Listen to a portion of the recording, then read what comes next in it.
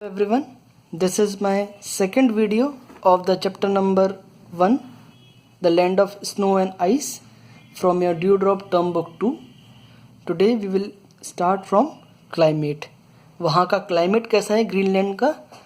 See, it is written the climate of Greenland is Arctic. Arctic का मतलब होता है बहुत ज़्यादा ठंडा, freezingly cold, कप आने वाला ठंडा वहाँ पे हमेशा रहता है. वहाँ पर स्नो स्टॉर्म्स चलते हैं. Snow storm called blizzard. Please underline this. Question आ सकता है, what do you mean by blizzard?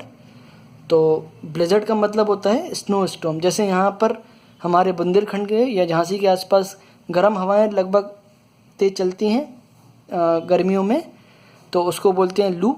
जैसे लू लपट वगैरह चलना, ऐसे ही वहाँ पर जो ठंडी हवाएं या ठंडे स्टॉर्म्स वगैरह चलते हैं उनको बोलते हैं ब्लिजर्ड. तो snow storm called blizzard are a common feature. ये बिल्कुल कॉमन है, वहाँ पर हमेशा चलते ही रहते हैं. These storm start and come very suddenly. Winters are long and dark. The sun does not rise above the horizon.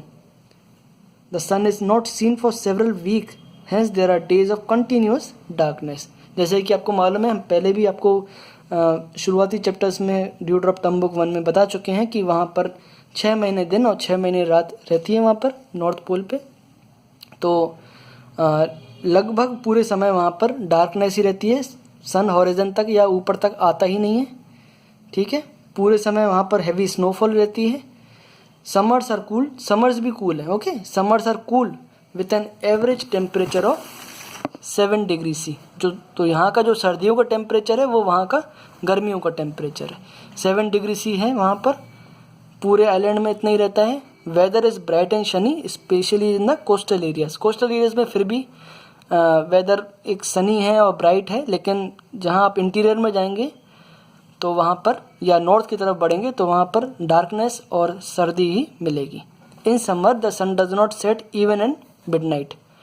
वही सिस्टम है. विंटर में अभी आपको बताया था कि विंटर में तो निकलता ही नहीं है सूरज.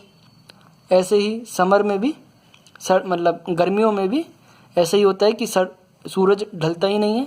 सन does not set even at midnight. तो वहाँ पर लगातार पूरे समय सूरज सामने दिखता ही रहता है 6 महीने तक, लगभग 5 से 6 महीने. तो this happens for months together. Therefore this area is called the land of the midnight sun. Please underline this. इसलिए इसको लैंड ऑफ मिडनाइट सन बोलते हैं. क्यों बोलते हैं? क्योंकि in summer the sun does not set even at midnight.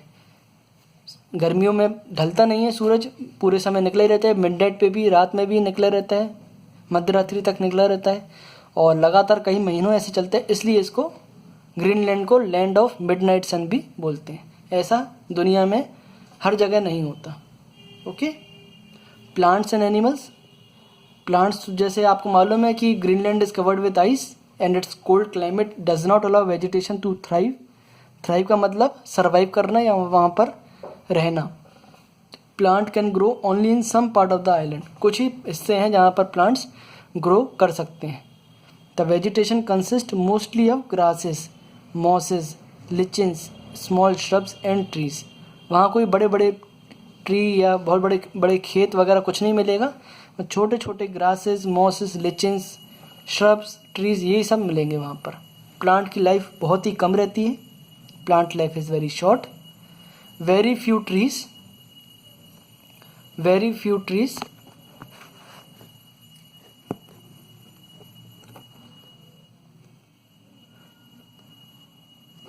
few trees are found here. The trees are stunted. Stunted का मतलब वैसे ही स्थिर खड़े रहते हैं. Most of them bear berries that are an important source of food for animals. ज़्यादातर वहाँ पर पेड़ों पर बेरीज वगैरह,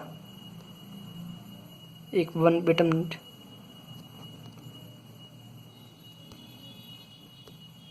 ज़्यादातर पेड़ों पे वहाँ पर बेरीज वगैरह मिलती है जो कि एनिमल्स के लिए बहुत इम्पोर्टेंट सोर्स है फूड के लिए. In summer the herbs grows in some places. और स्प्रिंग सीजन में क्या होता है, फ्लावर्स भी कुछ आपको दिखाई दे जाएंगे. The summers as well as spring season are very short in Greenland as there are no forest. Wood is brought from other countries. अब जैसे कि बताया आपको कि वहाँ पर ग्रासेस और मॉसेस, लिचन वगैरह, ये स्मॉल श्रब्स वगैरह मिलते हैं. तो वहाँ पर खाना वगैरह कैसे बनता होगा ना, वहाँ पे इतना ज़्यादा एलपीजी की या सीएनजी की सप्लाई भी नहीं है बहुत ज़्यादा, क्योंकि पूरे समय वहाँ पर ढका ही रहता है बर्फ़ से। तो फिर क्या कैसे होता है खाना पीना या फिर और भी काम कैसे होते हैं? तो जैसे कि आपको मालूम है वहाँ फॉरेस्ट नहीं है, इसलिए वुड मतलब लकड़ी दूसरे देशों से इम्पोर्ट करी जाती है। Okay. Animal with thick fur survive well in Greenland. Fur का मतलब होता है खाल के ऊपर आने वाले बाल, तो मोटी परत बालों की खाल के ऊपर हमेशा रहती है, तो वो उसको फर बोलते हैं, थिक फर बोलते हैं, मोटी परत। तो एनिमल्स वही सर्वाइव कर पाएंगे जिनकी मोटी मोटी खाल हो या उनके ऊपर थिक फर हो। कौन कौन से एनिमल्स हैं? Please underline polar bear and reindeer. Okay, polar bear and reindeer roam around the island. Reindeer is flat feet that help it to run fast. Reindeer के feet जो होते हैं, पाँव जो होते हैं वो flat होते हैं, जो कि उसको तेज भागने में मतलब लाभदायक होते हैं, आराम करते हैं उसके लिए। और it also has a waterproof coat to protect itself from snow. Waterproof coat भी होता है उसका, मतलब उस पर पानी बहुत ज़्यादा देर तक नहीं टिकता, पूरा बह जाता है, या स्नो जो होती है वो पूरी बह जाती है। वाटर प्रूफ उसकी बनावट ही ऐसी है कि वो वाटर प्रूफ कोट होता है उसके ऊपर, जो कि उसको सर्दियों से या स्नो से बचाता है। इसके अलावा कौन कौन से जानवर हैं?